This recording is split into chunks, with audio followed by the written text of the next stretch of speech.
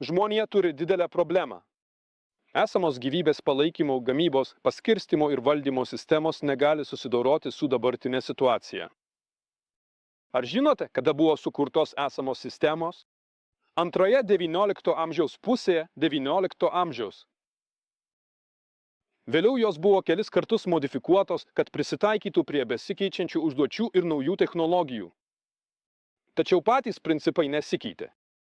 Paskutinė modifikacija buvo padaryta 1950 metais, maždaug nuo 55 iki 61 metų. Palaipsniui. Ir iš pradžių, kai buvo atlikta paskutinė modifikacija 60 metais, atnaujinta sistema veikė normaliai ir susitvarkė su tomis užduotimis, kurioms ji buvo modifikuota. O tada prasidėjo sunkumai, kurie pasireiškė krizių pavidalu, tiek šalies viduje, vienoje valstybėje, tiek atskirose pramonės šakose, tiek ir globaliai. Įvyko keletas didelių pasaulinių krizių. Gamybos, paskirstymo ir valdymo sistema pasiekė savo galimybių ribas 21 amžiaus pradžioje, maždaug nuliniais metais. Šią situaciją galima palyginti su namu, su būstu. Namas statomas atsižvelgiant į tam tikrą žmonių skaičių, jų kasdienį gyvenimą, kaip jie gyvena, kur vaikšto, kuo užsiima, kaip miega, kaip įsikuria ir pagal tas technologijas, kurios tuo metu yra prieinamos. Tai yra, jei yra krosninis šildymas, statoma krosnis, jei elektrinis, tada jau radiatoriai, katilai ir panašiai. Štai taip. Tačiau laikui bėgant poreikiai keičiasi ir technologijos. Ir tada tą namą jau reikia pertvarkyti. Tai yra, jei anksčiau ir buvo krosnis, jis stovėjo kambario viduryje ir buvo tik viena trobelė, jokių pertvarų, nieko, kas viską šildytų. Štai taip. O kas tada? Atsirado katilas, atsirado vamzdžiai, taip, jau galima išvedžioti vamzdžius po namą ir tokiu būdu šildyti. Viryklės nebereikia. Krosnį nugriauna, padaro atskirus kambarius, žinoma, namas tam nėra pritaikytas. Gaunasi kreivai, netvarkingai, prastai.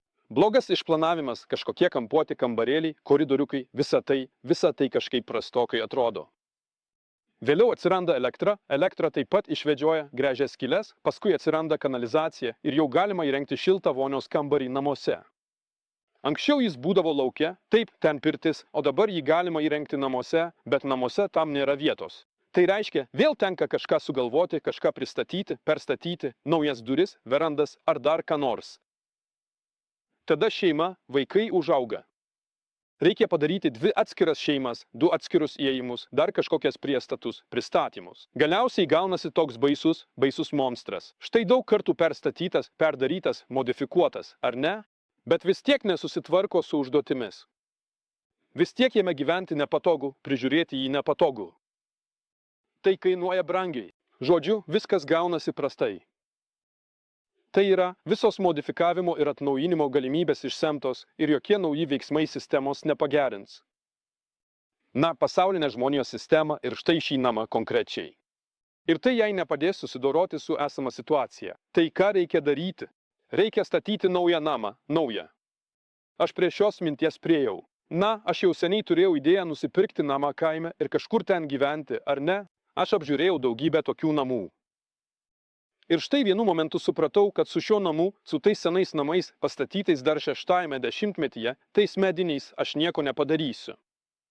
Tai yra, kaip jis buvo, nesvarbu, kokios ten būtų pertvarkos, elektra, dar kažkas, sanitariniai mazgai. Iš jo neįmanoma padaryti normalaus būsto, kuris atitiktų mano dabartinius reikalavimus. Neįmanoma. Kad ir kaip jį praplėstum, remontuotum ar perstatytum, jis vis tiek liks senas ir vis tiek bus nepatogus. Ir daug paprasčiau bei pigiau yra tiesiog pastatyti namą nuo nulio. Naują, švarų. Iškart atsižvelgiant į tuos poreikius, kurie man reikalingi. Lygiai tokia pati problema šiandien kyla visai žmonijai. Bet. Kur čia esmė ar ne? Kai, pavyzdžiui, keičiame namą, mums reikia jį perstatyti, mes galime išvykti kur nors kitur ir tuo metu, kol vyksta statybos, pertvarkymas ar remontas, gyvename kitur. O ką daryti su visa planeta? Na, juk neįmanoma visiems išskristi į Marsą, čia pradėti kažkokią pertvarką, o paskui visiems sugrįžti. Taip nepavyks. Todėl kapitalinį pertvarkymą reikia daryti tame name, kuriame gyvename. O to daryti niekam nesinori, ar ne? Kas yra daręs remontą ir tuo pačiu metu gyvenęs tame pačiame bute, tas mane supras. Štai taip žmonija jau gyvena 3 dešimtmetį. Vadinasi, jau reikia keisti. Reikia ne tik šiek tiek modifikuoti, bet iš esmės viską kapitaliai keisti. Bet, štai. Geriau dar pagyvensime taip. Kol kas taip ir būsime. Na, ir taip visai neblogai, ar ne? Ir gyvens toliau, kol neprieis iki kritinės situacijos, kol stogas nenugrius, nepradės leisti nei čia, nei ten. Žodžiu, kol viskas nesugrius.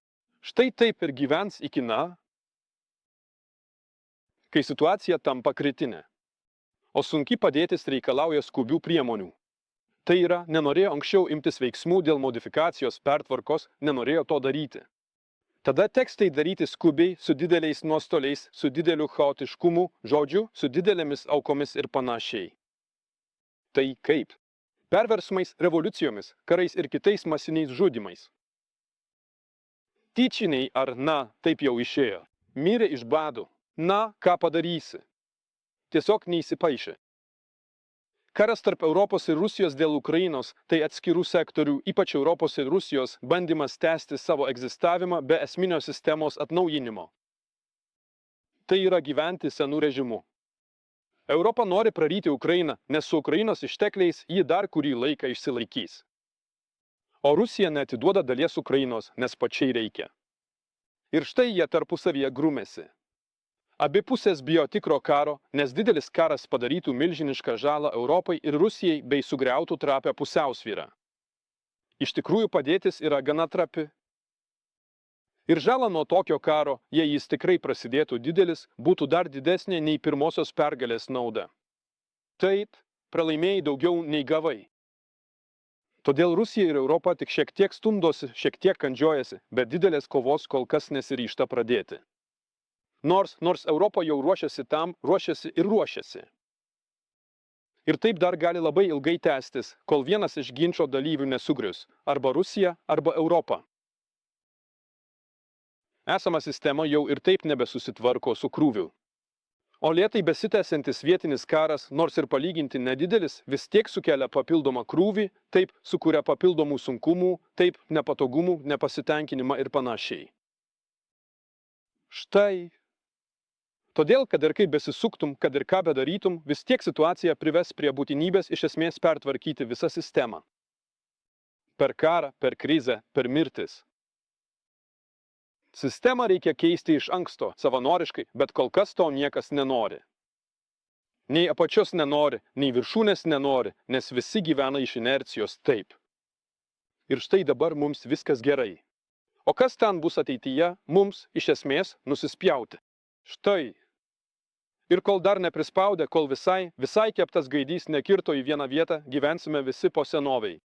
Todėl įvyks baisus griūtis. Bus didelis karas, bus didelio masto krizė, bus kokia nors mirtina epidemija, bus sunaikinta reikšminga dalis žmonių. Štai kažkas iš šio sąrašo būtinai įvyks. Taip. Arba tai, ko aš neištariau, bet vis tiek kažkas tokio didelio, bjauraus ir plataus masto, ar ne? Ir labai blogo. Palauksime. Jei žmonės nenori spręsti problemos gražiuoju, vadinasi, problema išspręs žmonės bloguoju. Ir štai tada neišvengiamai teks kurti naują sistemą.